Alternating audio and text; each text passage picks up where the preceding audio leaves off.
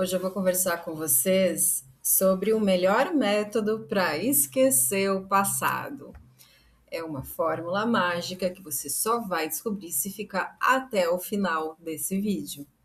É claro que contém ironia, mas nem tanto. Então tem também um pouco de verdade. E se você chegou até esse vídeo, vai ter que ficar até o final para entender do que eu estou falando. Será que é possível esquecer o passado? A ideia desse vídeo surgiu porque essa é uma pergunta que ou afasta as pessoas da terapia ou é o que leva as pessoas para a terapia. O passado, né? As questões com o passado. E não é curioso, você não acha curioso que existem muitas memórias que insistem em voltar, mesmo que a gente não queira lembrar?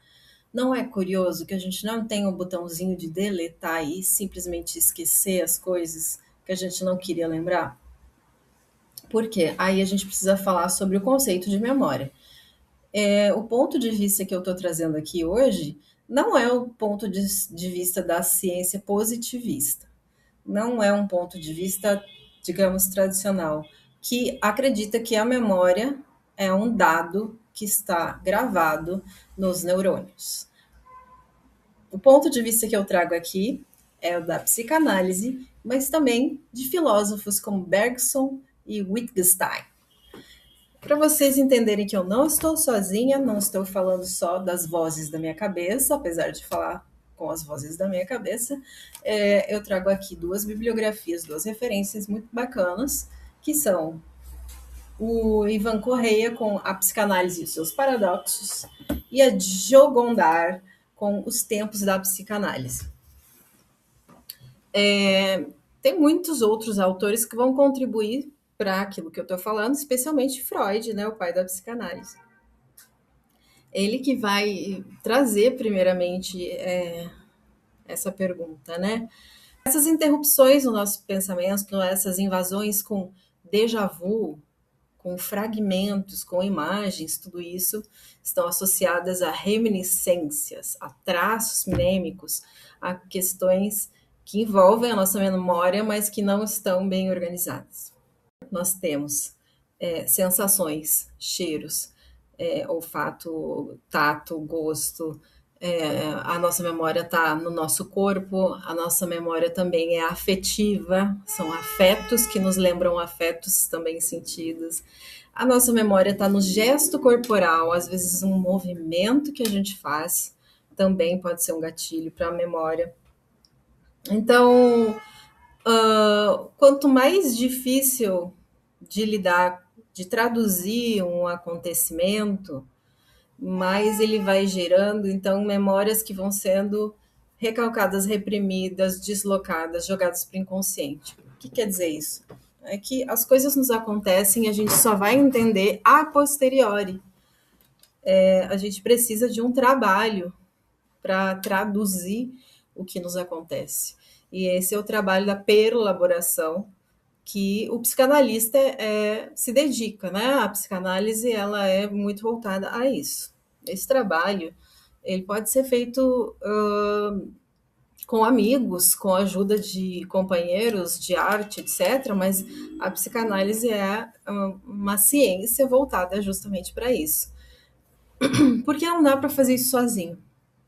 Por que não dá para fazer isso sozinho?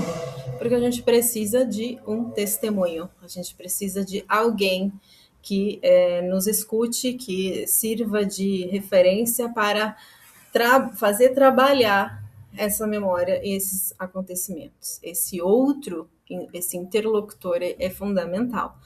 E até mesmo quando o pai da psicanálise inventou a psicanálise, tentou fazer autoanálise sozinho, ele se deu conta de que isso era impossível e ele não fez a autoanálise sozinho. Ele sempre teve um interlocutor que ou era Flies, o seu amigo, que ele trocava cartas, ou eram outros interlocutores, né? Então, essa impossibilidade de organizar, de traduzir coisas que nos aconteceram e que vão exigir da gente um trabalho para acontecer, é o que vai fazer com que algumas reminiscências, alguns flashes voltem, porque aquilo insiste, tá lá no inconsciente e fica insistindo para ser escutado, para ser trabalhado, para ser organizado.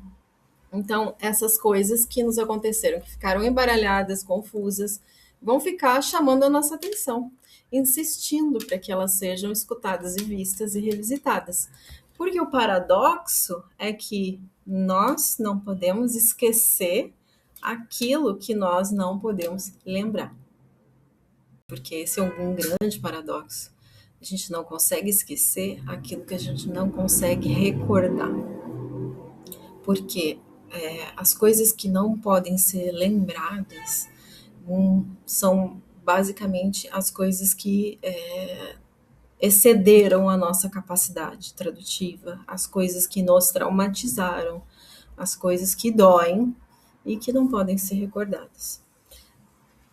Na medida em que essas coisas vão sendo revisitadas, seja num processo de análise ou um análogo, elas vão então podendo encontrar uma transformação, uma narrativa, uma organização, e isso vai como se dissolvendo aquele nó, e na medida que esse nó vai se dissolvendo, ele vai perdendo a força, vai perdendo os afetos, a energia e o investimento. É como quando você quitou o carro, você não precisa mais olhar para aquelas contas, você tem energia para olhar para outras coisas. E aí é que você pode esquecer, mas não esquecer porque apagou-se um acontecimento, mas porque se integrou em um lugar que está organizado, que está mais, que não é mais fonte de grande sofrimento, digamos assim. É claro que a gente está falando aqui de teoria, na prática, as coisas não acontecem exatamente assim, não é uma questão matemática, né? É uma questão bem mais complexa. Então, é preciso ter coragem para fazer essa travessia, e por isso, para muitas pessoas, é impossível olhar o passado. Muitas pessoas ficam tentando apagá-lo, enterrá-lo, fugindo do passado, porque tem muito medo de olhar, muita dificuldade, mas quem se aventura pode chegar na outra margem, né? E esse é basicamente o trabalho que a gente vai fazer em psicanálise. Eu espero que vocês tenham gostado e deixa aí os seus comentários e talvez até um próximo vídeo.